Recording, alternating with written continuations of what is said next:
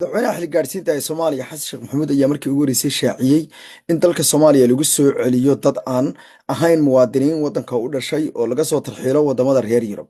kadib markii uu soo shacabxay khilaaf weyn oo u dhexeeya Yurub iyo dowladda Soomaaliya. Wadamada European Unionka ayaa dhinacooda waxa ay ku dhawaaqeen isla markaana ay sheegeen in ay Soomaaliya ay ka joojiyeen fiisayaasha saraakiisha iyo sidoo kale guud ahaan baasaboorka Soomaaliga oo ilaa xad ay hoos u dhigeen. Dhinaca kalena waxaa soo badanaya dhaqaalaha lacagta fasahaadinta siyaasadda iyo habdhaqanka anshaxeed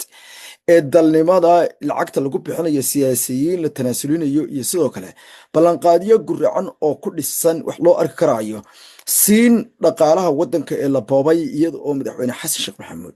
uu dalka Soomaaliyeed ku soo kordhiyay dhaqan cusub oo siyaasadeed oo ah in la kala iibsado kuraasta kuwa ay ku fadhiyaan mas'uuliyiintu iyo sidoo kale inay soo baxeen tun weyn marka horeysa xil raadiya kadibna dhisaa taageero gudaha oo qabaa'ilkooda ah